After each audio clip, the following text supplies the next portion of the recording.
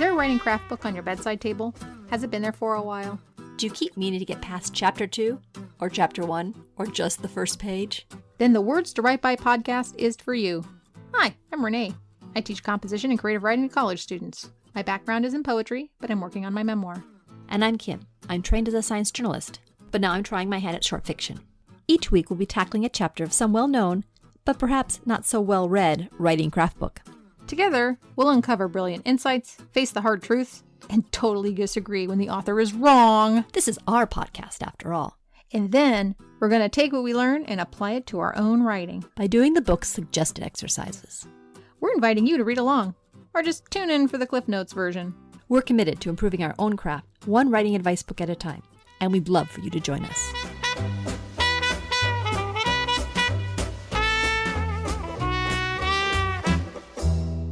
Those of you who've been listening to our Jack Bickham book discussions know a fair amount, maybe more than you want to, about scene, sequel, scene goals, and how to fit them on 4x6 note cards. There are lots of different ways to outline your novel, possibly as many as there are planner novelists.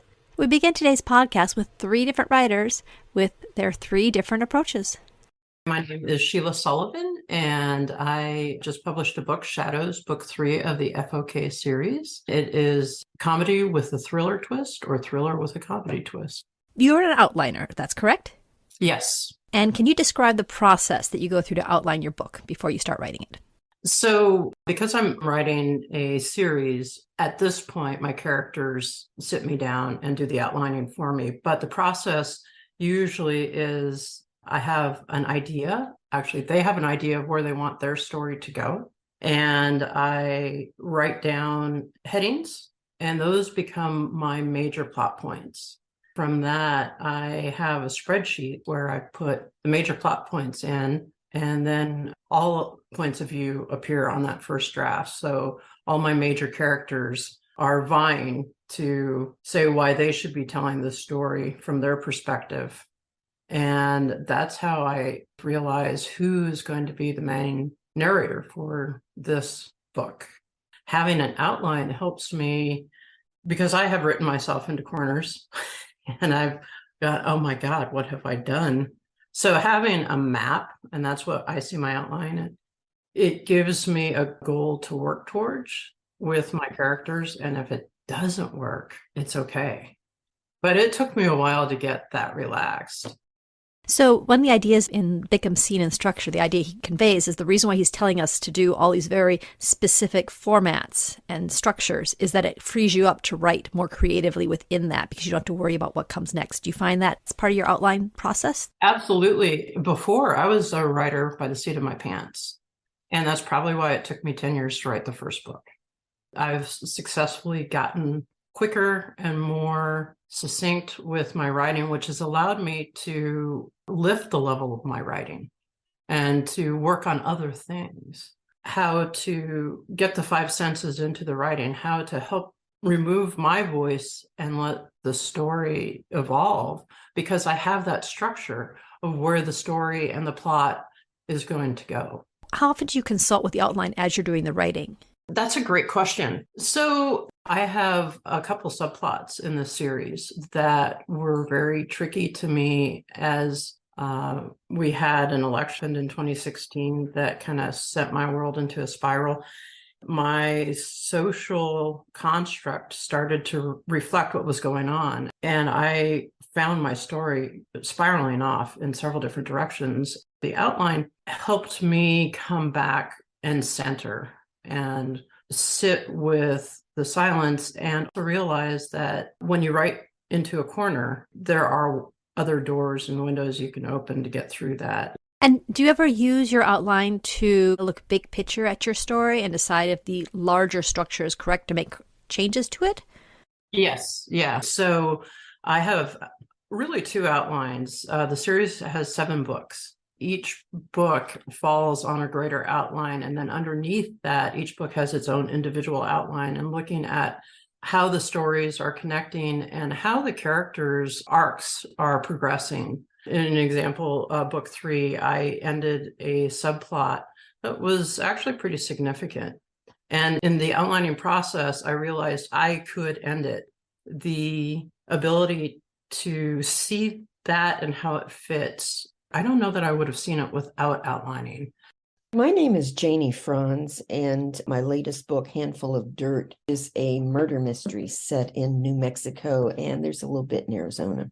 So you chose to outline this book, but you usually don't outline your books. Is that correct? No, I'm a pantser with what I write.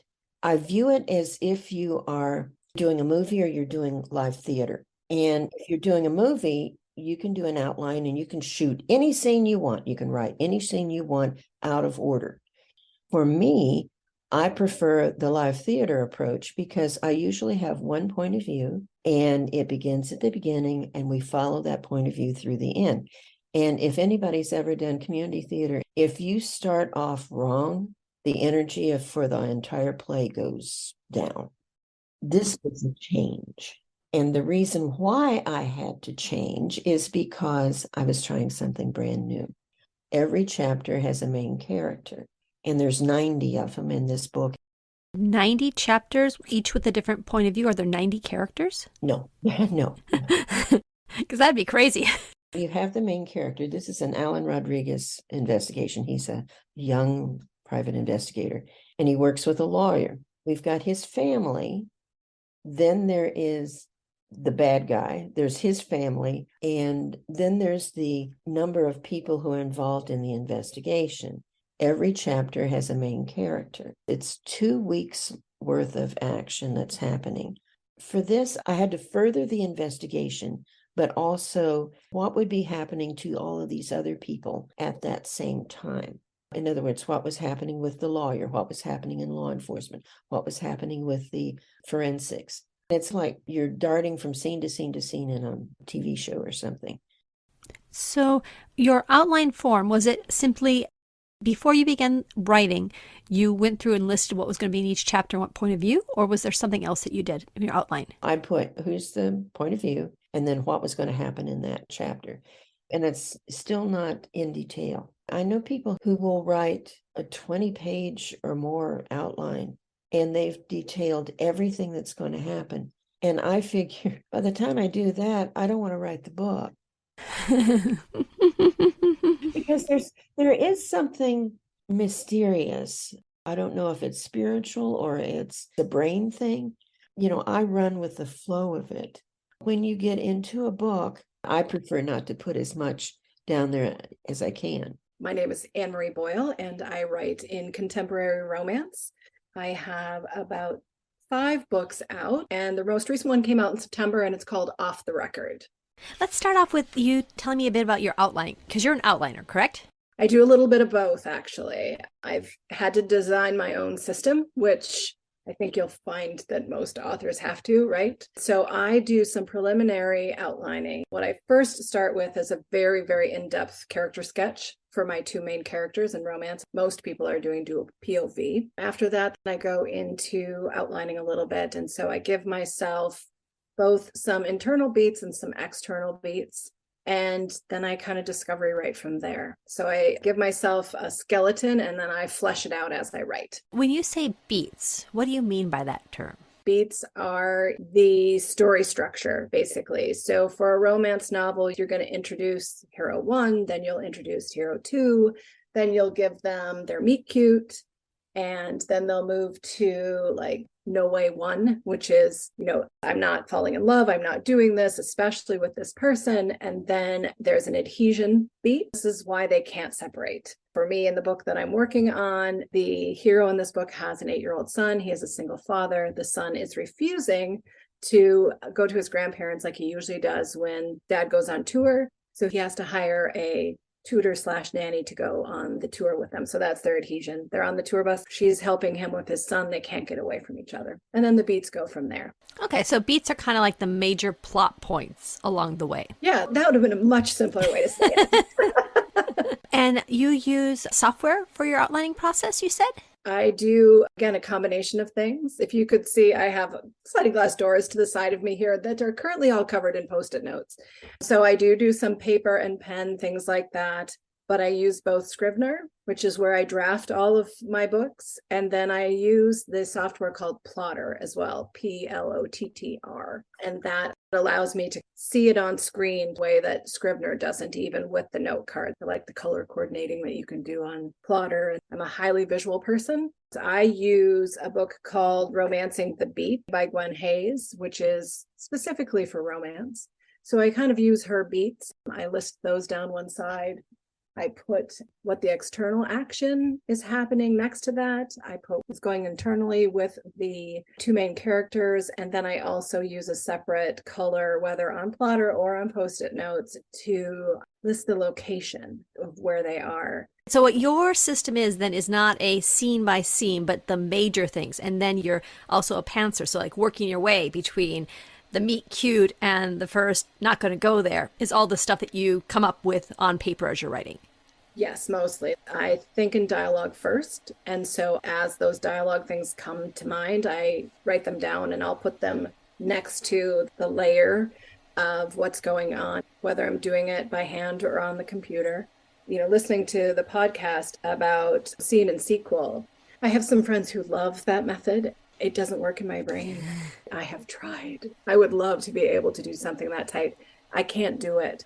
So I've worked out this system for myself using a couple of different methodologies and then putting it in there. But yes, I like to kind of develop the scene, the summary, the sequel, all as I'm writing it, hanging it off of that skeleton I mentioned. Your note process and your outlining process is kind of like a roadmap, whereas Bickham's is probably more like a GPS. Exactly.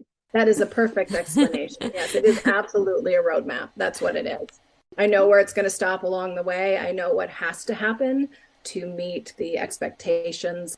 Genre fiction, has very high reader expectations in the way literary fiction can get away with more loosey-goosiness. Mm-hmm. So yes, roadmap it is. Thanks so much to Sheila, Janie, and Anne. If you want to know more about these authors and their books, visit our show notes at www.wordstowritebypodcast.com. And now we're going to discuss Bickham's pet peeves, common errors, whether they exist in our own writing, and, thankfully, how to fix them. And now we have Chapter 10. What's the name of this one? Common errors in scenes and how to fix them. How many common errors does he have? Quite a few. 14 to be exact. There was also a chapter like this in Gardner's The Art of Fiction. I wonder if it's a common theme of when you're writing your advice book and you have a big theory, but you want to include all those things that really tick you off. You have a chapter like this. I wonder if you're in the bookstore. I wonder if a lot of writers go to the bookstore and they skip right over to the common errors. Do I do this? Will they explain exactly what I'm doing wrong and tell me how to fix it? So what's the first one? First one is too many characters. Do you have this problem, Renee? Too many characters. What does that mean? Too many characters in a scene. No. I don't really have that problem. I do. My current book has 5 main characters that are zapped into a fantasy world, and then they interact with a bunch of other people while they're explaining what's going on, and there's just no way to get them out. I could rewrite the whole book as to have them coming in at different stages, but then I'd have to rework the entire story. So that is my problem. Fortunately, Bickham has a couple suggestions. What he says to do is to figure out a way to kind of divvy the characters up even within a scene. Like get some talking in a corner, have one called out for a telephone call, or just anything you can do to just winnow them down to fewer people in the conversation. Yeah. This makes a lot of sense, though. We ever been in a cocktail party and, you're in a group. There's only ever 2 people that can talk at one time. Right. The second one is circularity of argument. This one, he says, the 2 characters are going around and around in conflict over a towering central issue. So it's like, yes, he did. No, he did. Yes, he did. No, he didn't. It's like, okay, your conflict has to evolve. Do we have this problem? Do I have this problem? Not really. I don't think I have this problem too much. It's a lot to write when you're going, yes, you did, no, you didn't. Yes, you did, no, you didn't. I think there's a bit of your brain that stops and says, this is a lot of writing. Maybe I can cut this down. Right. He does say if you do have this problem, if the goals of the antagonist and the protagonist are very clear to the antagonist and the protagonist. So if they know what they really, really want and why, and you know those things, then it will be easier to get through the conflict without just like kicking the ball back and forth in the same way over and over and over again. Or you have a game plan where you know how someone's going to respond in a way to move the argument. But he does talk about the issue of when you have someone that's just really hard-headed and they aren't going to change, and they're not the type of person that keeps coming up with different arguments, but they come up with the same argument again and again. And this is, I think, a case with some kinds of antagonists. Like, you know, if your character is going into some bureaucratic institution, the person they're running into might just give them the same no every single time. Right. And that is maybe the conflict. The conflict then is, can I get this person to say something else? Can I get this person to budge in some way when they won't? And I think even if one side of the conversation is the same argument again and again, as long as the other side varies, then you can push through the scene okay. He also gives one more bit of advice, which I think is actually kind of cool. I might start doing this, not just necessarily because it's a circularity of argument problem, but just because it adds more meat to my scenes. He says that the protagonist and the antagonist can argue about other related issues. So as long as the issue is related, they can go off on little minor tangents because it's still kind of under the umbrella of like the central conflict of the scene. So I think that's kind of cool. Mm-hmm. What's number 3? Unwanted interruptions. I don't really have this problem. Yeah, I don't have characters coming in and interrupting things or having shots ring out randomly and then they have to go, huh? He says this is a case where people want to have things be more realistic, but the problem is that we don't necessarily want pure realism in a novel. We want to get to the point, and having something interrupt the scene and like send everybody off different directions doesn't improve the plot and the reading of the book. And going back to chapter 1 of Bickham, fiction is not like real life. So there are causes and effects, and in some ways the world makes more sense in fiction. So you don't necessarily want it to sound more realistic because it's just going to annoy us. The next one is getting off track in developing the conflict portion of your scene. And this is within a scene, it just kind of veers off of the scene goal. Yes, there's a scene goal, it gets stated, but then it's not matching the end. Like you go straight off and they don't match. So he says it's very important that your character maybe restates that scene goal in some way through the scene. And that will keep you on track. It's the person that's saying, okay, guys, no, remember, we're ordering dinner right now. So we need to decide what place we're going to call. He also, this is really getting kind of fun with those 2x4 cards. He says that you could write out the scene goals on 2x4 cards and put them on the wall. In that way, you would be staring at it while you're trying to write it. So you do not get off track from your scene goal. So when you're writing and then you absentmindedly stare off into space, you see that card and says, the scene goal. It's like, oh yeah. So then you get right back to it. Do you have anything like taped up on the wall? Nah. Not at all. No, bare wall right here. How about you? I've got a few. I've got sticky notes that say, ideas for essays or whatever I want to write. There's one I really like by Stephen Pressfield. It says, you learn to do your work by doing your work. That's a good one to look up from, like wagging their finger at you. Well, I feel like for me, I'm writing and then I feel like, oh my God, everything I'm writing is awful. I don't know what I'm doing. I don't know what I'm doing. Oh, and then I look up and go, I may not know what I'm doing, but I'm learning how to do what I've got to do because I keep pushing forward. All right. The next one is inadvertent summary. This was fascinating, his example. So at first I thought what he meant was just summarizing the scene while you're doing it, but it was actually a little different than that. So this happens when you're writing a scene and it's getting too long and you want to just kind of skip a little bit ahead so you can knock off some of what's happening. And often people do this with certain grammatical constructs like later or after a few minutes or having thought it over. And usually these seem to be pretty good, but he gives an example of how they're used badly and then his correction. So let me just read this. Tom stopped talking after Ralph walked to the window. A silence fell while Ralph stared off into the night. Almost a minute later, when he finally turned back to face Tom, his expression had changed entirely. And I can see why that's a bad scene, because nothing's really happening and everything's kind of moving in the wrong direction. Mm-hmm. So then he changes it to, Ralph walked to the window. Tom stopped talking and silence fell. Ralph stared off into the night. What's going on? Tom wondered, puzzled and worried. He felt the seconds ticking off as Ralph remained motionless with his back turned to him. Finally, Ralph turned back. And I think this is a good example of how even if nothing is happening in a scene, you need to keep track of time and you need to keep moving in real time. On a grammatical level, this is fascinating because what he removed mostly was subordinate conjunctions. So he removed Tom stopped talking as Ralph walked to the window. Or that is a coordinating conjunction, but he removed those conjunctions, right? A silence fell. Are you showing off? Shh. This is pretty impressive. Can I show off? Is that okay? Yeah, totally. Yeah. Okay.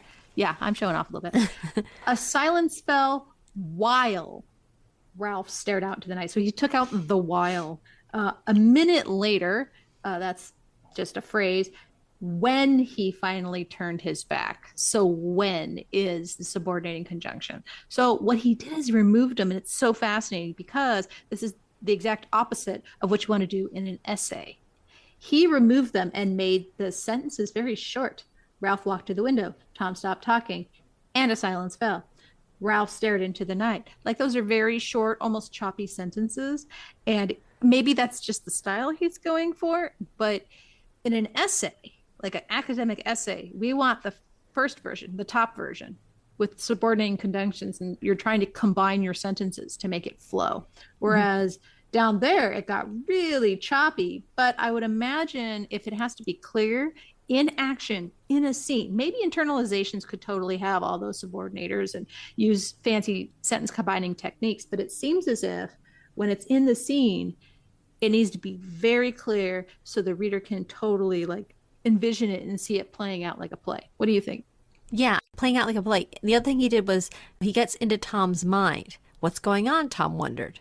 He felt the seconds ticking off as Ralph remained motionless. So in the first one, we're kind of with Ralph staring out into space doing nothing. But here we're clearly in Tom's head seeing all this. And the fact that Ralph isn't saying anything actually is affecting Tom. It's upping the tension in the whole scene. Yeah. The narrative distance got close. Like, I almost feel like I'm like floating above the scene far away as the reader in the first version, but I feel like I'm right next to them as they're moving around in the second version. It seems like actually the source of it is just somebody getting away from the characters and getting too far back and getting too academic on it versus getting themselves right in the head of their protagonists and seeing what's going on. Yes. Number 6, loss of viewpoint. This is essentially when you might be trying to skip viewpoints in a single scene, which apparently you do not want to do. He says, remember here that you should almost always restrict the viewpoint in a given scene to a single character. Right. And this is doubly so in our current writing style, which is to have a close third person or a first person narration where you're only from one person's perspective. There still were, at the time that Bickham was writing this, a lot of third person omniscience stuff going on. And sometimes that would jump. Well, I mean, he was writing what, in the 70s and 80s and 90s? This was in the 90s. I mean, I wouldn't argue that. I would say that omniscient narrator stuff happened in the 18th century. So I actually just picked up a book that was written in the early 90s that was an award-winning one by Silko. Leslie Marmon Silko? Yeah, it's third-person omniscient. Yes, but she's writing mythology. No, this is the one that's with drug gangs in Arizona. Right, but that doesn't necessarily mean that more books were written that way. It was just that one is written that way. I'm just saying that I don't think that's a fact. Maybe. And also hers is literary fiction. I mean, she's playing. Right, but like Hemingway wrote third-person omniscient. I think we don't realize it, but I think third-person omniscient was still a lot more around at the time that he was writing this. It might be. Do you have this problem in a scene where you like forget who's supposed to be focused on? I don't think I have this problem, but I've written some stuff in third-person omniscient, and that is one of the first things people tell me is wrong with my stuff. Is they'll say, but you're in this person's head and then this person's head. So when I'm doing third-person close, I'm pretty tight. Although sometimes you just make a mistake. Like you're getting to the writing, and then you go back and you look at it and say, oh, wait a second, that is from another person's perspective. Right. You're writing first-person memoir, so I'm guessing probably not. No, I have to stay inside my head. I can't. There has been some play with this, though. I think it's called The Suicide Index. I forget who wrote it. It's a memoir from a woman whose father committed suicide, and they're never going to know exactly what was going on that day or why he chose that day to do it or what was going on in his head. But what she does is she tries to assume his point of view in various different ways throughout the book to try to figure out why did he decide to kill himself. So that's kind of an interesting play on it. He says this is an issue where people have what he calls is a cool viewpoint. So you're writing in a much more objective sense. Even though there's one person's perspective, you're not getting into their emotions very often. You're just writing descriptions. And in that case, as you're doing a more objective, less internal, more external, it is quite possible that at some point when you're describing a room or describing something else, you might actually be jumping in a different frame of reference than your protagonist. Right. He also says that sometimes writers will tell the reader what someone other than the viewpoint character is thinking. So that is an omniscient narrator. It will jump in, but unless you've already established an omniscient narrator, you can't just go doing that, apparently. But yeah, that would jar me. I'd be like, how the heck does that character know? And it kind of does ruin, when you're trying to parse out the motives of another character and all that other stuff, you should be limited to one character because it should be a little bit of a mystery because it's something you have to unravel. If you knew everything going on in everybody's head, it would, one, be confusing, but two, would kind of like deflate the conflict. Right. And also we do a lot more stuff with unreliable narrators where you're writing a story in such a way that the narrator is seeing things in a particular way that's causing everything to be skewed. And only later on is it revealed that they might be wrong about something. All right. Next one's yours. So next one is forgotten scene goal. This is probably a problem because often I don't have a scene goal. Dun dun. I think Bickham's got a point with scene goals. I don't do it automatically. And if you haven't done it for a scene, it's hard to sometimes figure out what your scene goal is after the fact. Yeah.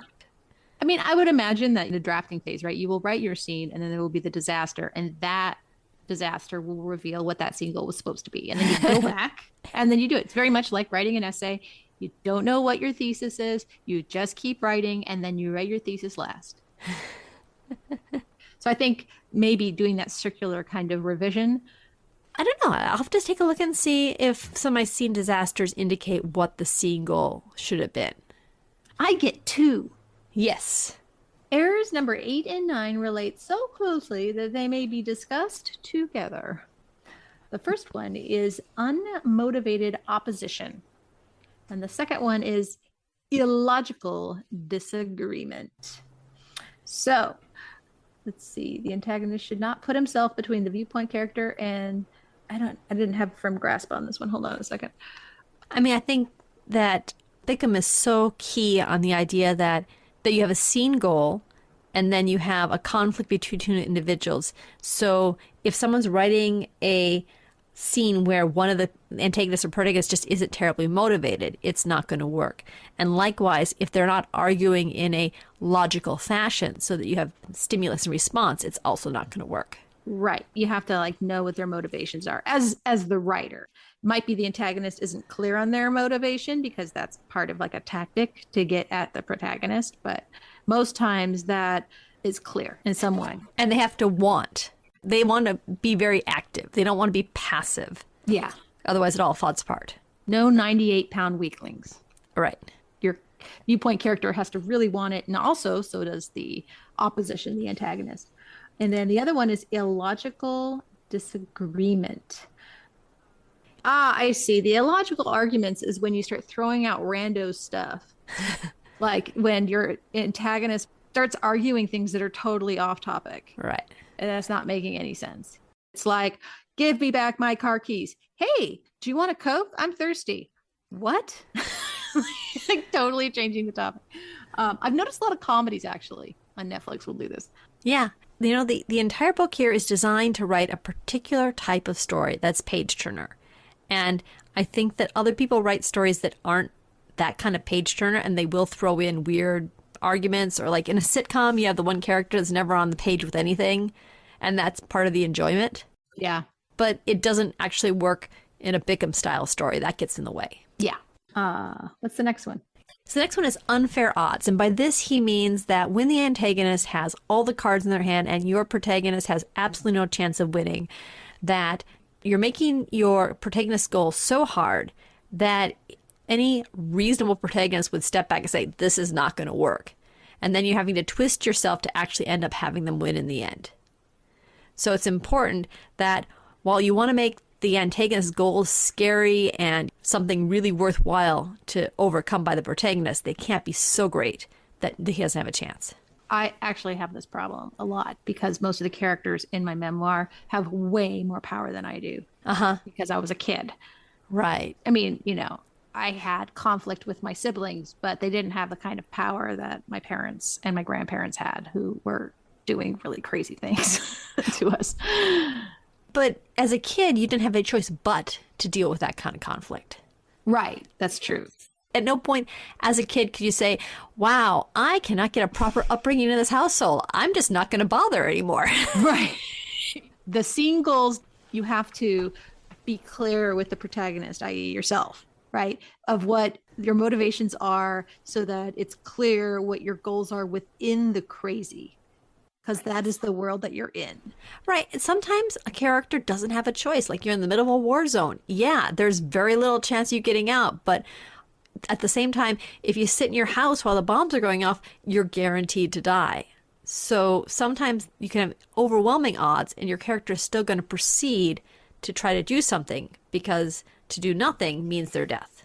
Right. The more I write, the more I start realizing that like the choices that I make as a kid end up being like self-soothing, odd choices, like tics and weird things like that to deal with stuff, because it's like I can't beat them, but I have to somehow figure out how to recover from those scenes. And so I discover I have actually quite a few tics I didn't even realize I had.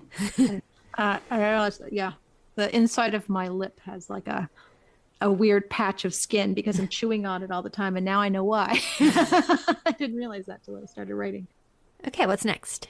The next one is overblown internalizations, where your character thinks way too much. And it's weird. Bickham says that book coaches see this a lot in romance novel drafts. So that's kind of interesting. I haven't read a lot of romances, so I'm not quite sure if they actually end up in the wild or if they get cut out with the editor. But I think that's kind of fascinating. You know where I see this all the time?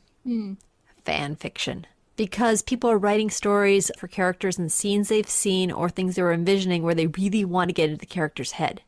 And so you just get this long passages of exactly what's going on in that person's head, because that's what inspired them to write in the first place. I think I do this to an extent in my early drafts, but then I go through and I figure out how to take it out. I feel like it's almost like a form of monologuing, but in their head. And that would get kind of boring, I'd imagine. Oh yeah, in the fan fiction it does. It kind of ruins it. But part of the reason why they're writing is because they really do want to get into the character's head. And likewise, when you're writing a first draft, you might be trying to get into your character's head just to figure out how they're reacting. Yeah, you have to justify like some weird choice or whatever, and then you have to like do an internalization to like make it fit. Right. You know, like what they were doing. Well, why did they react in that weird way? Well, character development requires some internalization for them to justify the choices that they made. But man, if they go on and on and on. If you look at your scenes, maybe not so much in the sequels, but if you're looking and you're identifying a scene and you've got like 2 paragraphs of what's going on in the character's head, it probably shouldn't be there. Yeah. Okay, so the next one is not enough at stake. Kind of the opposite of unfair odds. Yeah. There's not enough conflict. It's not enough meat on the bone.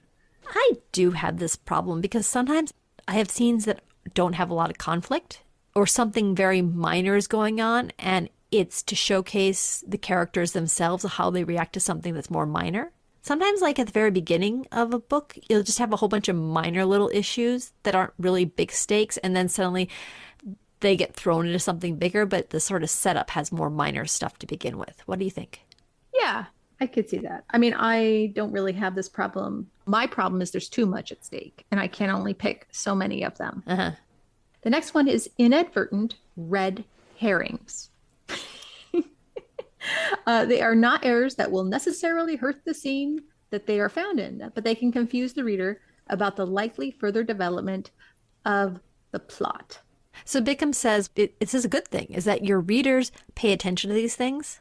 And if they see an argument or a single line that mentions something, they're going to be primed to see that happen somewhere in the book.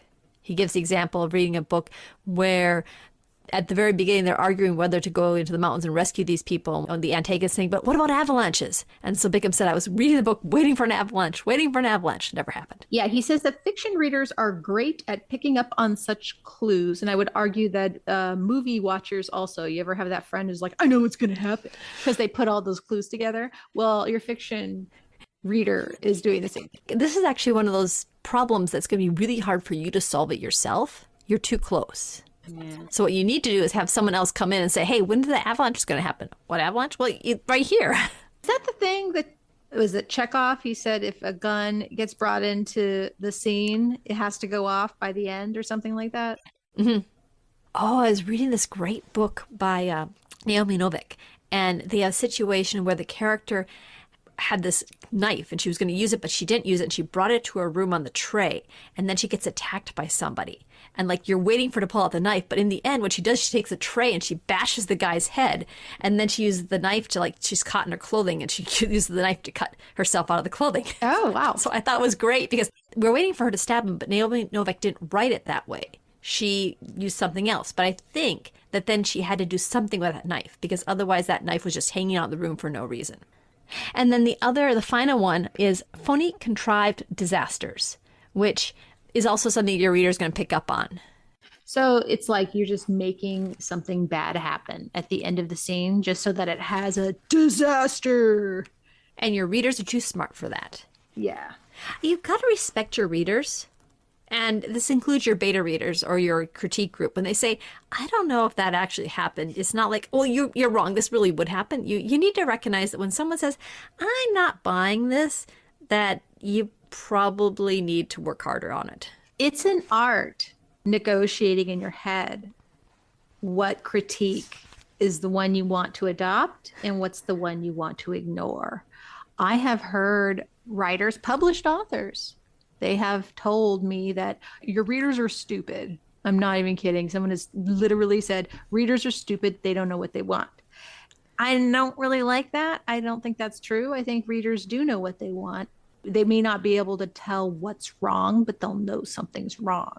So I think that's smart to respect your reader.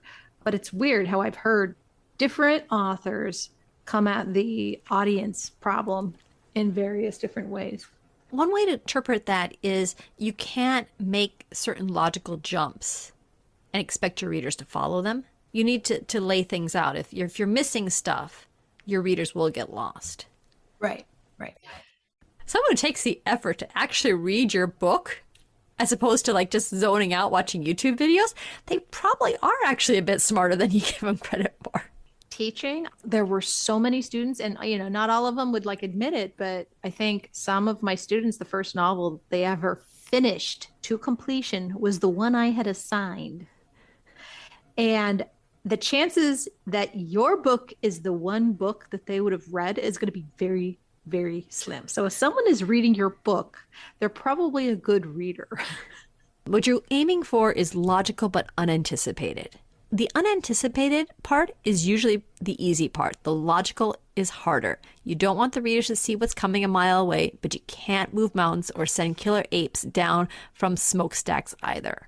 So this one isn't so much a common error as something that's really hard to do. Mm-hmm. The fact that it's difficult should not discourage you. The more you work at contriving good disasters, the better and more imaginative you will become at it. You can't settle for a bad disaster. Right. You have to practice your disasters. But like that little saying you had on your wall, by coming up with a new one and working through it, you are learning and you'll make better disasters in the future. Yes. That was quite the exhaustive list. That was. Dang. So what are we going to do for this activity? There's no activity at the end. No, there's not. He didn't give us an example where we had to correct the error. He says the good thing about the common errors is that he rarely finds more than one or two of them in a particular issue. So let's pick one of the common errors that we feel applies to our particular writing and see if we can use some of his suggestions to fix it. I think that's a good idea. But before we go, let's talk a little bit about our Patreon page that we have. Patreon.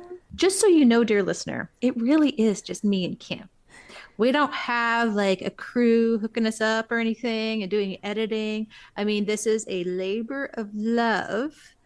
It does take a lot of time, and I'm not trying to guilt trip you. I'm just trying to guilt trip you.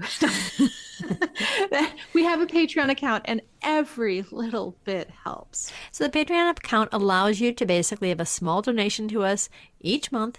Our first level is $3 a month, not that much. And what you get is a bonus podcast. So a whole extra episode. An extended workshop of one of our work, which is really valuable, I think. As a creative writing instructor, I would know. It's very valuable to be able to hear the critique of someone else's work, because the chances that you have similar problems and that you would need similar advice is very, very high. The next tier, you get not only the bonus episode, but you get my snark notes. And my snark notes are so snarky. They're so awesome.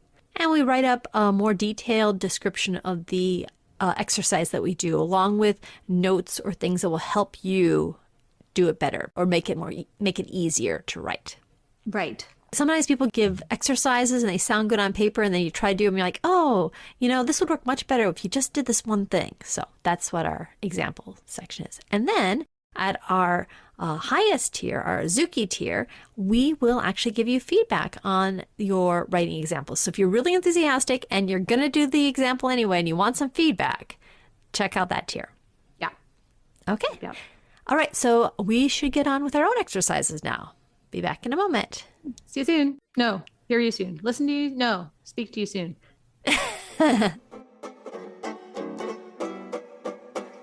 And we're back.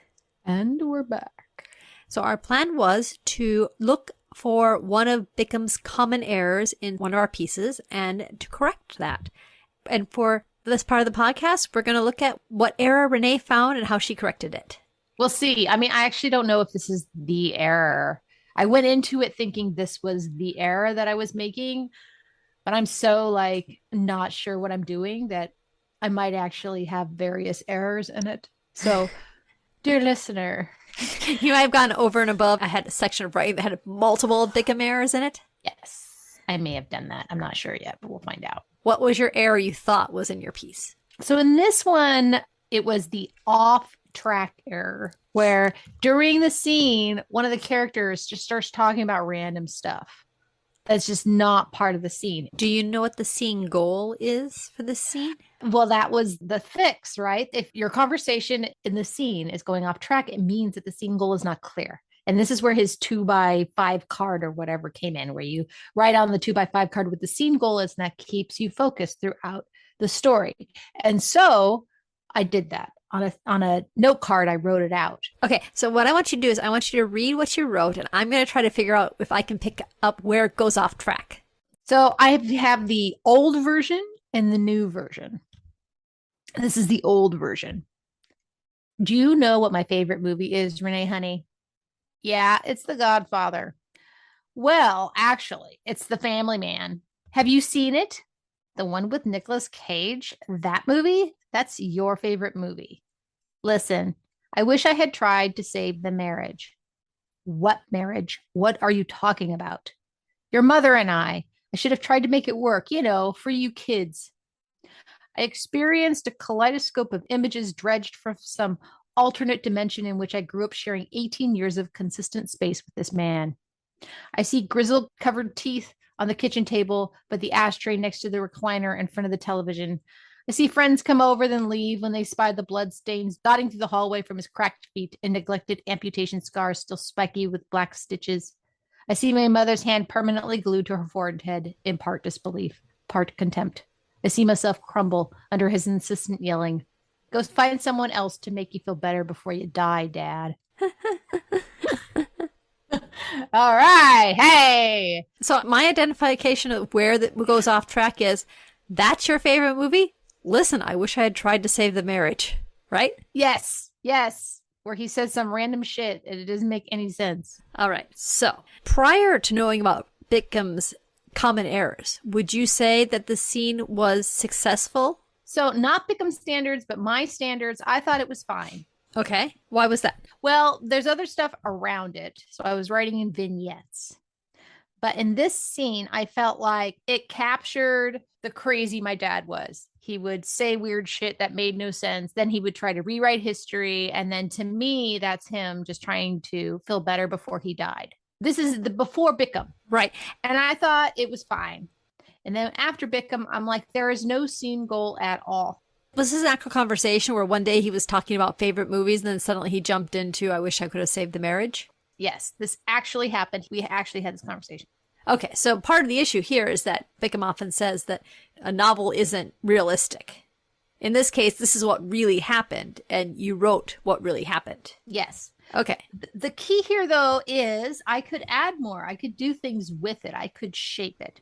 Also, if we went back in time and I was there witnessing this conversation, it may not have played out exactly the way as I remember it. This is how I remember it. But what's in our memory doesn't always match reality.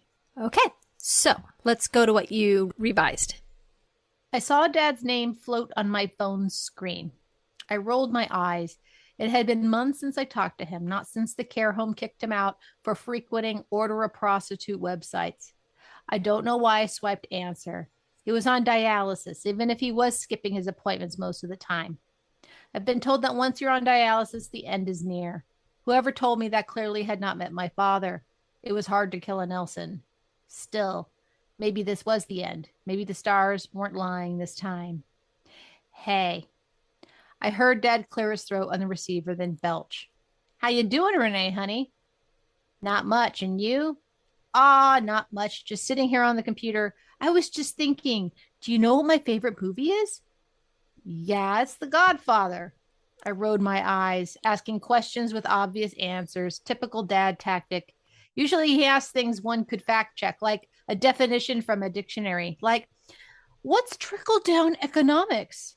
Paradoxically, you were never correct. Your answer not nuanced enough or perfect or accurate enough. No matter what you said, he replied with a, close or sort of, but not exactly. So not only did you have to sit and wait until his monologue about the Reagan administration was over, but you were also wrong. Win-win. This was a weird question, though, because the answer was more than fact. It was more obvious than how Jeeps got their name. Dad's favorite movie was The Godfather. End of story. Well, actually, it's The Family Man. Have you seen it? The one with Nicolas Cage? That movie? That's your favorite movie? Listen, I wish I had tried to save the marriage. Was he high? I wondered. Very likely. He smoked copious amounts of marijuana or chugged what he called happy milk, a concoction of pot and milk cooked on the stove. His roommates clearly did other stuff. I figured Dad took whatever they were having too. What marriage? What are you talking about? Your mother and I should have tried to make it work, for you kids. Mom and Dad divorced when I was 3, roughly 35 years prior to this conversation. What an odd world his mind must be in. I saw this likely scenario. Dad had gone to the video store and brought back the DVD. I experienced a kaleidoscope of images dredged from some alternative dimension in which I grew up sharing 18 years of consistent space with this man. I see grizzle-covered teeth on the kitchen table, by the ashtray next to his recliner in front of the television. I see friends come over, then leave when they spy the blood stains dotting the hallway from his cracked feet and neglected amputation scars still spiky with black stitches. I see my mother's hand permanently glued to her forehead in part disbelief, part contempt.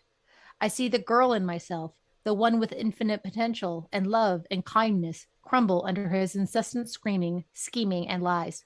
Go find yourself someone else to make you feel better before you die, Dad. All right, that's all I got. So I gotta say, the Bickham version is a lot more powerful. You think so? I say this in context for not seeing what other stuff came ahead of you dealing with your dad. True. Like, I see this as kind of opening a section of the book which you get into who your father is. This came after a whole bunch of other stuff of your interactions with your father, then you're kind of summarizing some stuff that went ahead. And so maybe I'd be primed for the other one.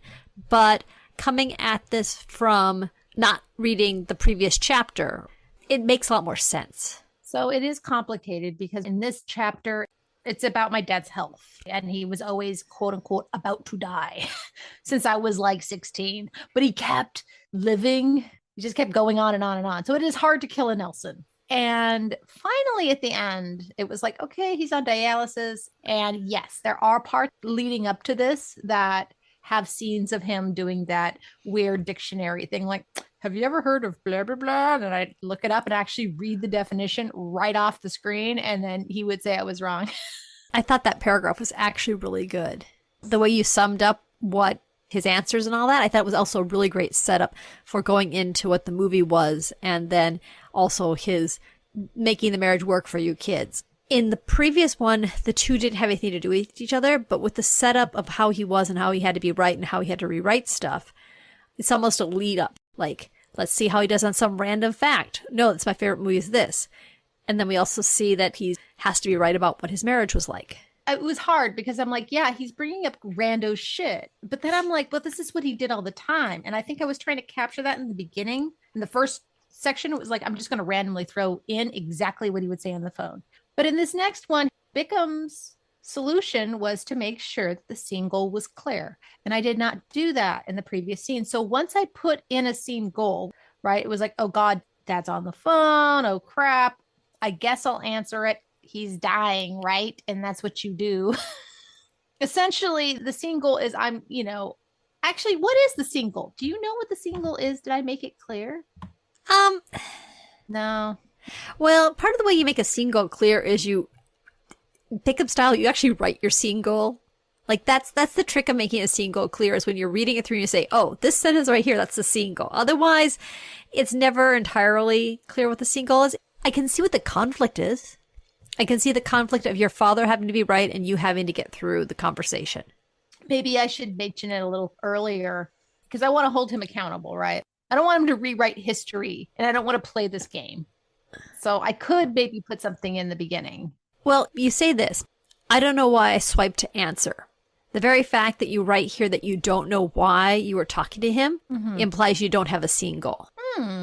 If you had at that point, like, I swiped to answer because he was dying and I had to get through this conversation. Yes. And then the scene goes, can Renee get through the conversation without like hanging up or yelling at him or something? And the disaster is... No, she could not. The disaster is, go find someone else to make you feel better before you die, Dad. So I'm very happy that you're laughing. That's what I want. Sometimes I wonder, this stuff can seem very heavy. I mean, it is, but I want it to be funny. So I'm glad you're laughing. I mean, the rough part here is when you're envisioning what it would have been like if he had been in the picture all the time at your house. And it's obviously that it would have been a really bad thing. But also, we can see that because he wasn't there, you actually did turn out to be the girl with the infinite potential for love and kindness because you weren't around him during that time. So here's the thing. Bickham, his single thing, has to be clearly stated. I mean, it should be, I guess. I mean, am I wrong here? You seemed okay with it being kind of nebulous, right? I'm okay with things being kind of nebulous, yeah. I think, though, if you had written a scene goal that you just were going to try to make your way through this conversation, I would have been primed for how difficult it was. Had you put that scene goal in there, this would have perfectly conformed to a Bickham style scene. Maybe it would have made it better. Maybe I should have done that. Authors want to write their books in slightly nebulous ways because they can kind of see all the possibilities and how it all plays out. And you don't want to simplify it by stating exactly what something's about. But I think that the audience often gets a book better if they're primed with a scene goal. When we started looking for them and you start finding them, you realize how often they're slipped in and you don't even realize it. And I think that you saying, I don't know why I swiped to answer, it puts us all in a nebulous zone that we don't know what's coming. I do hint, though, right? I say, maybe this was the end for Dad. When someone's about to die, you want to talk. It's like it's obligation. Did you say, I once been told that once you're on dialysis, the end is near. Whoever told me I clearly had not met my father. But I said, still, maybe this was the end. It could be clearer, I will admit. You know, it's so weird. I just don't quite follow the Bickham rules, even though I should. Or even though you're trying to. Maybe I'm just failing. I'm trying and failing. Or I'm a rebel. No, Probably not a rebel. I'm just not doing it. But it's close. I can feel it. I can feel it's close. I am much more engaged with this version of the story. It's not just the fact that you have a scene goal, but you have more internalization, which sets it up for more cause and effect. And that's the problem with going off track, is something comes out from nowhere and you don't have a cause and effect. In your original version, it goes from what his favorite movie is to talking about the marriage, and you react, what are you talking about? And then he says, your mother and I, we should have tried to make it work.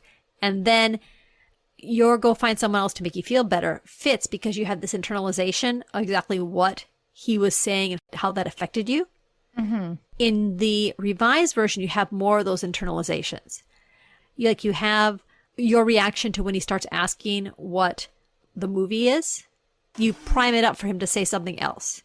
And because you primed it for him to say something else, we can see why you don't believe him. And then he does say something that jumps into something else, but then you have an internalization of why he might have said that. Mm-hmm. And then because you understand that maybe he's on some drug or something like that, you can see why you're engaging him with that statement. The internalizations here make the cause and effect much clearer. Well, that's another thing. That's one last thing that Bickham said when I was reading about this error, was that not only do you have to have the scene goal, but you have to make sure it's all about that scene goal. And even though my scene goal may have been nebulous, I did try to make sure that it was going in a very specific direction, which is why I added in those internalizations to like explain the rando shit Dad would say. And even though he jumps all over the place, your scene goal remains consistent. You're going to try to get through this conversation without yelling at him because for all you know, he might be dead the next day. Right. And you'd fail to do that. I did fail to do that. I was out of fucks to give. Yeah. If you read the rest of my memoir, you will know why. You will know why, dear listener. Anyway, there's more up Dad's sleeve. He did lots of weird things. Anyway, I'm going to say it's a success. I think you did a good job of identifying a Bickham common error, correcting that common error, and coming up with a scene that was stronger and more engaging, at least standing on its own. Why, thank you. Thank you very much, Kim. So that was yours. And I also went through my stuff and found a common error. The one I identified was having too many people in a scene. And mine didn't map to a single short piece like yours. Part of the problem with having too many people in a scene is your scenes are really long. So when we talk about that in the bonus podcast, I won't be reading everything. We'll be going through the notes that I have. But that'll be for the bonus podcast. And I think we'll call that a end of our episode. That is the end. I want to thank everyone who listened to the podcast. There may be some new people. As of recording this podcast, we have not actually given our presentation at the National Women's Book Association San Francisco chapter, but we'll be doing it the day after this podcast is released, so people from there might be coming and listening to it. We hope anyone who was listening to our presentation enjoyed our presentation, and thank you for checking out our episode. So you're new to the podcast, you're listening, and you want to give us a review on Apple Podcasts, we would love it because that boosts our visibility on the site. Or if you want to rate us on that, that'd be fantastic. Anything else they can do to support us, Renee? You can tell your writer friends that we've got all the good advice. Yes. Or at least the authors that we review have all the good advice.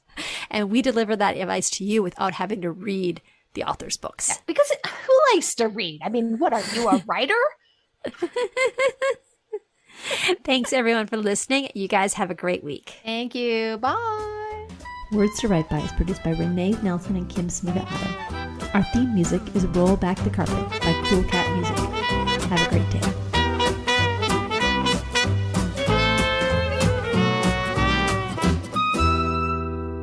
Should I stop talking? I'm just blah, blah, blahing now at this point.